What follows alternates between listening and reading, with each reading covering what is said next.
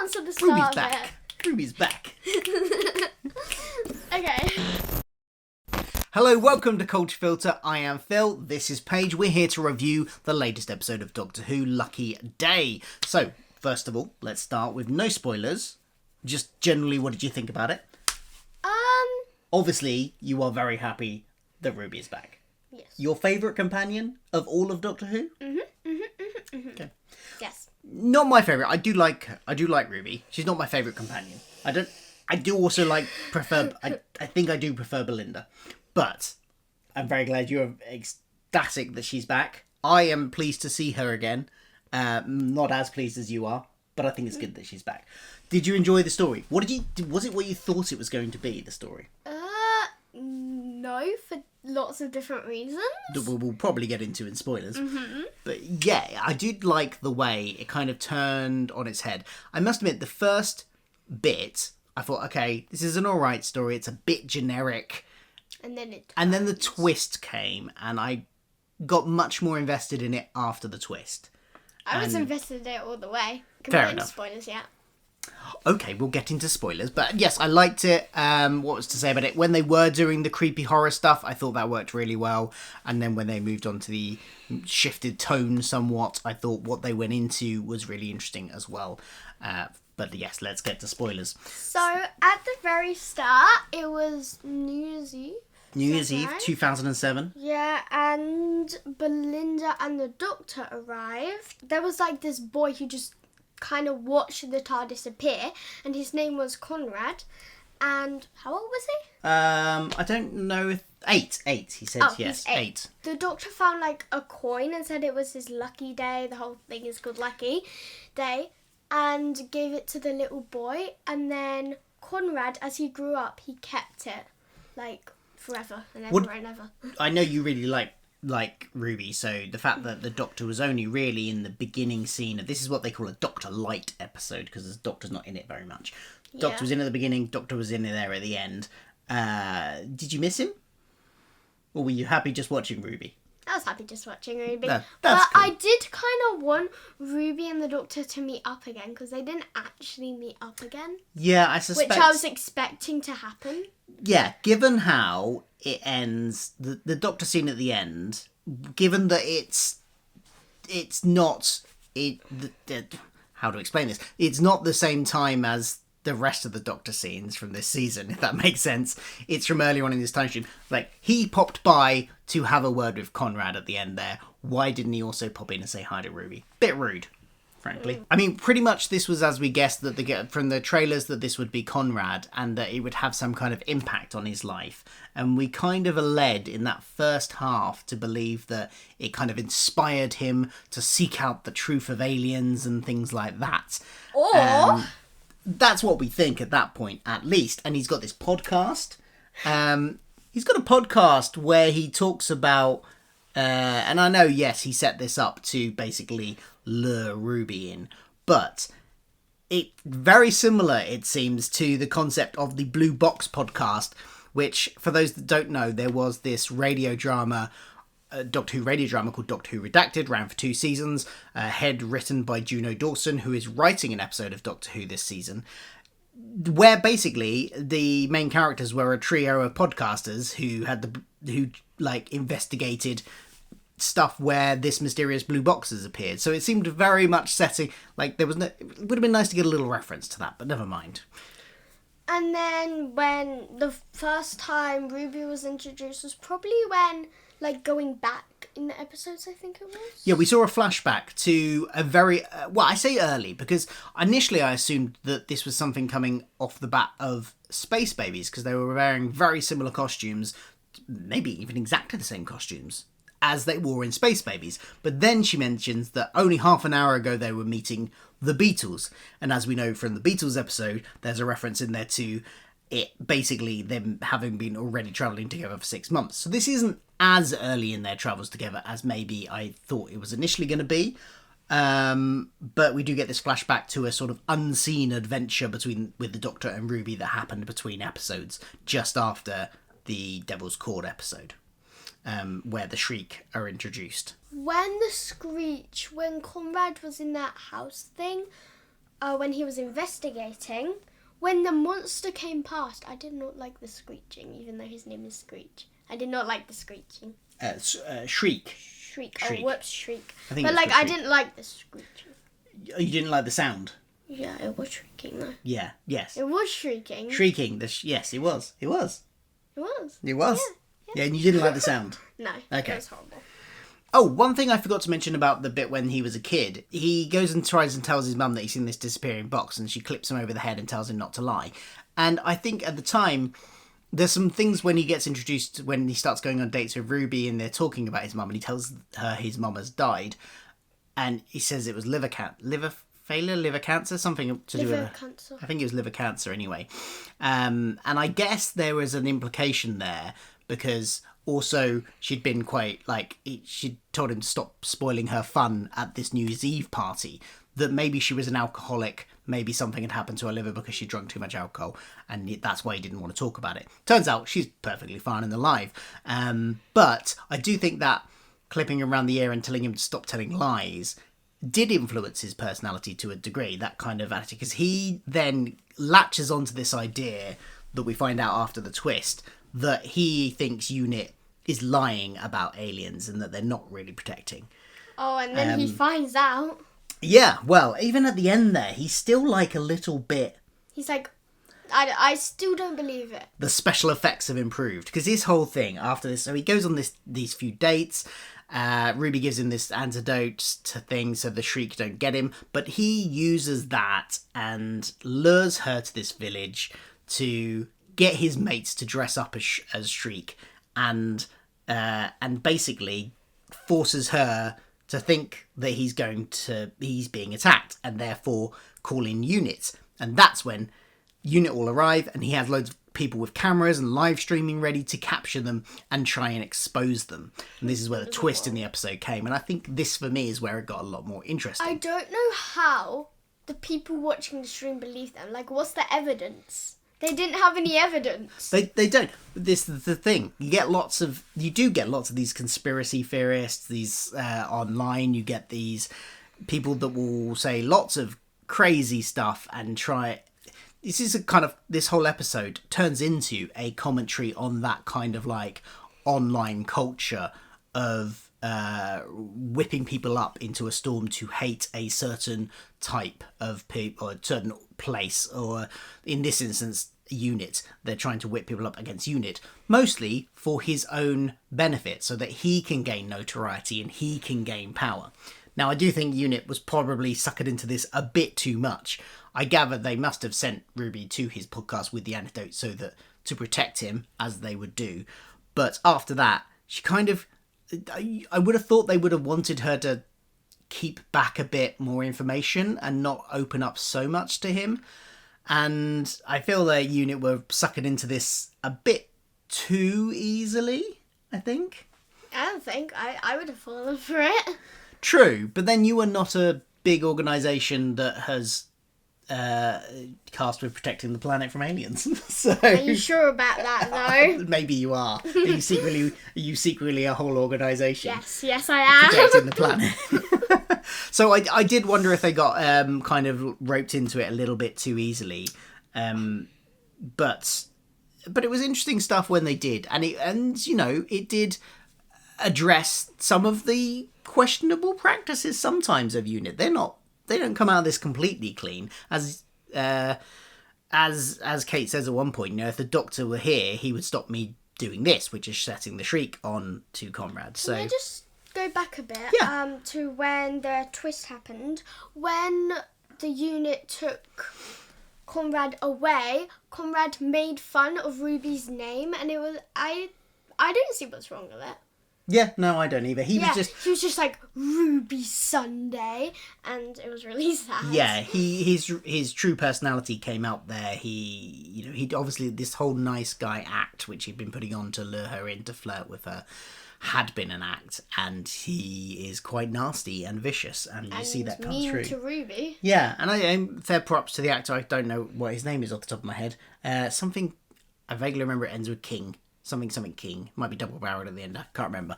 But anyway, he I think did a great job in this role. He played that charming kind of did the whole romancy When they rom-com drop. aspect we got at the beginning really well, and then when the facade dropped, his whole demure changed, and you could tell it was a completely different personality, and that he'd been faking it up until then. I thought that was really good. And of course, as Unit points out, he is effectively whipping up his followers for his own selfish benefit. He wants power. He applied to Unit, didn't get in, and even, as Kate says in her notes, don't trust him. He's out for himself, and he will manipulate everybody, including the people that follow him, and even to one point I think got the guy killed. He killed the person that helped him get into the building and didn't seem to care. He has no regard for that. He's actually already like a rich billionaire with houses, millionaire or billionaire. He has houses in multiple countries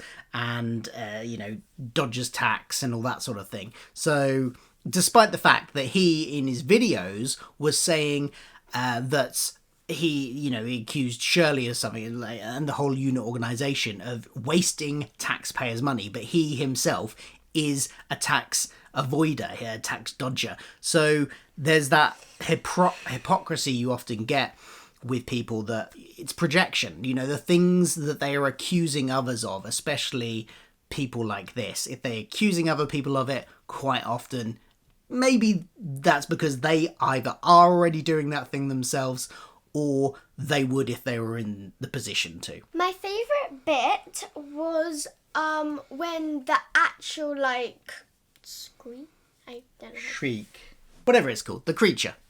The creature, when the monster was unleashed, the cage opened, Kate went a bit too far and let the monster come out of its cage, and it was after the boy, and it was after it, so it started attacking him. Ruby helped, she tased the monster. He got up and he was like, thanks, and then he was like, great, special effects. Yeah, great special effects. Yeah, he still was determined to at least paint the picture that this was all fake. Yeah, and then the monster got up and bit him. Yeah. I am slightly confused about what Unit does make public these days, though, because he's trying to expose them as not protecting the world from aliens. But do the public know aliens exist now? That's the thing now, is it? Because it's gone back and forth over the years. In the original Russell T Davies area, the public found out about them, but then there was a period where the crack in time made everybody forget, but now all those events that didn't happen now appear to have done, because he references the Sycorax ship above London and all that sort of stuff. So I'm not sure what the public are meant to know, but it seems like because he was trying to expose Unit for lying and he thinks they pretend to protect from aliens, that the public must actually being told that there are aliens. So yeah. I need to work that out in my head a bit more. Maybe I'll do a video on it. Comrade gets sent to a hospital, of course. He's in his cage, and there's that bit where he gets teleported to the Doctor's TARDIS. Yeah, he's in prison, but he seems to have also, while there seems to be a divide in terms of his followers, and because Shirley does say that there is a hashtag support for Unit. I can't remember what the exact hashtag was, but there is support for Unit as well. But given that he's going to factor into the finale, I think he's also going to continue to build support. And this scene where he gets transported into the TARDIS makes him seem like he's going to persevere with this line of thinking and try and build his power still. Mm-hmm. And then after that, of course, Miss Flood had to make an appearance. Yeah. Before we move on to that, we'll talk more about in the TARDIS. So what did you because we were both a little bit confused initially about this, weren't we? We were like, oh, so he can get back. But yeah, I thought it was, at one point I thought it was like a dream or something, because Belinda wasn't there. And I was like, oh, maybe it's a dream. Yeah. But it turns out it's just the Doctor from earlier in the Doctor's timeline. And we find out that the he that gave the Doctor Belinda's name, that he referenced in the Robot Revolution, he referenced being given her name by somebody, is Conrad. Oh, so now we know. Now we know how he got Belinda's name in the first place. and it was from realise Conrad. So you told me that when we were sitting down, and I was like, I don't understand what you mean. But now you do. Yeah. Yeah, there we go. So that's how he found out that. But he tries to give him this kind of intervention lecture of like, the doctor's out there trying to help the little people, trying to, get people to have a good life, and he's just there being Conrad's just there being selfish and exploiting people. And it clearly has no effect on him because he seems more determined than ever to go back. He tells the doctor to get off his planet. And he seems determined to go back and continue what he was trying to do, which effectively is build power for himself. And I think that's going to play into the season finale somehow. Be interesting to see where that goes.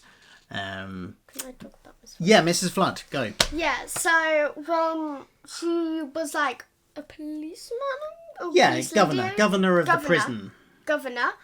She walks over, they have a little chit chat, I forgot what they say. And she pulls out some keys and says, "It's your lucky day." So she's going to let him out. I don't know why. Yeah. Yeah. But if he's going to continue to build some kind of political power or in the UK, how is he going to do that without getting arrested again? Because he can't just... A governor of a prison can't just release somebody and it be okay. The unit would just pick him up again. If you have resurfaced, he'd have to go into hiding, and then how do you build your power? I don't know. We'll see what happens next, but it was interesting. I like the fact that we've now got a new name for Mrs. Flood. We can just call her the Governor now. Governor. The Governor. So, see where that goes. What's her plan? Why does she want him out? Why does she want him... I forgot why she's in every episode. We don't know. But didn't she... Wasn't there a thing where she got, like, the doctor or something... Or, like, they found out that Mrs. Flood is bad or something? Or was that just a dream? Are you thinking about Susan Twist from last season? Because Susan Twist was somebody who appeared in all the episodes different older lady. Appeared in every episode last season, and then it turned out she was a harbinger for Sutek, the god. Mrs. Flood appeared in last season, but not as much. But the person that was in every episode last year was Susan Twist. Now, this year... Susan Twist, was that the next door neighbour? No, that's Mrs. Flood. Susan Twist was like... She was the No, Mrs. Flood was... Yeah, she was there occasionally last season. No, I'm not saying that. I'm saying that I thought that they found out something that Mrs. Flood is bad or something. No, they haven't found out anything about Mrs. Flood yet. They don't. The doctor doesn't even register. He might recognise her as Ruby's next door neighbour, but that's it. He doesn't know there's anything more to her. That's sad. Yeah. I imagine he will soon, but how soon? Because it's gone on for a while. Yeah. Let me know your theories below, how Mrs. Flood plays into this, and do you like the name The Governor? I liked this episode. I wouldn't say it's... I don't know where I'd place it in terms of rankings of the other episodes this season, maybe. Oh, this season it's my top favourite because Ruby's in it. But for me, maybe above Robot Revolution, but below the other two, I think. Below Lux and whatever we had last week. What was last week's? The Well. The Well. Well done. You remember it better than I do. So I think somewhere around there, I'll do it after the season's over. I'll do a full ranking. But for now, that's roughly where I'm going to put it. I enjoyed it. I think it was definitely better. Ranking? Oh, yeah, definitely. You can have your own ranking of which order you like them in. Yay. So yeah, I think I was kind of going along with it, going, it's all right, I suppose, up until that twist, and I really liked the twist and what they were kind of delving into there. It's also my favourite because I did really like the monster in this episode. I thought it was really good. Yeah, which was used a lot less. I think they led us in the trailers to believe that would be more of the focus of the episode. But so I kind of like what they did when they subverted our expectations a bit there. Thank you for watching. We'll be back for another review next week, and I will have some videos out in the middle of the week, theory videos or news videos or something to cover more from season 2 in the week. So do hit subscribe down below. Like and subscribe. Yes, do that. Thank you. Ruby is back. Oh my God. Ruby's back. Who do you like my hair? Nothing. You need a streak of blonde in your hair. Why do I need a streak of blonde in my hair? Because you're not blonde enough. Hello, welcome to You can start now.